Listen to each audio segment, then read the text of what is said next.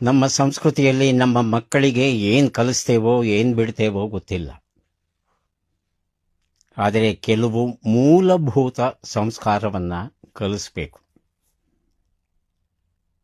ಯಾರಾದರೂ ಬಂದು ನೀವು ಚೆನ್ನಾಗಿದ್ದೀರಾ ಅಂತ ಕೇಳಿದಾಗ ನಾನು ಚೆನ್ನಾಗಿದ್ದೇನೆ, ನೀವು ಚೆನ್ನಾಗಿದ್ದೀರಾ. ಯಾರಾದರೂ ಬಂದು ಊಟವಾಯಿತೇ ಅಂತ ಕೇಳಿದರೆ ನನ್ನ ಊಟ ಆಯಿತು, ನಿಮ್ಮದು ಆಯಿತಾ.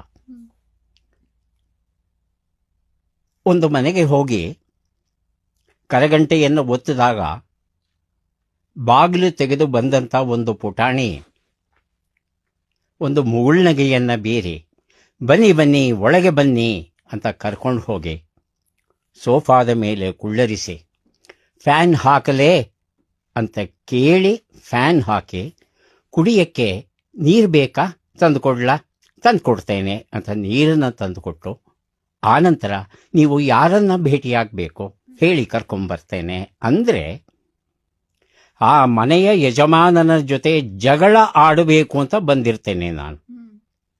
ನನ್ನ ಅಷ್ಟೂ ಮನಸ್ಸು ಆ ಕ್ಷಣದಲ್ಲಿ ಬದಲಾವಣೆಯಾಗುತ್ತೆ ಆ ಮಗುವಿನ ಸಂಸ್ಕಾರವನ್ನು ನೋಡಿ. ಹಾಗಾಗಿ ಮಕ್ಕಳಿಗೆ ಏನು ಕಲಿಸ್ತೇವೋ ಏನು ಬಿಡ್ತೇವೋ ಗೊತ್ತಿಲ್ಲ, ಆದರೆ ಸಂಸ್ಕಾರವನ್ನು ಕಲಿಸ್ಬೇಕು. ಆ ಸಂಸ್ಕಾರ ಆ ಮಗುವನ್ನು ಯಾವ ಎತ್ತರಕ್ಕೆ ತಗೊಂಡು ಹೋಗುತ್ತೆ ಅನ್ನೋ ಕಲ್ಪನೆ ಹೆತ್ತವರಿಗಿರಲ್ಲ. ಹಾಗಾಗಿ ಸಂಸ್ಕಾರ ಶಿಕ್ಷಣದ ಮೂಲಕ ಇವತ್ತು ದೊರೀತಾ ಇಲ್ಲ.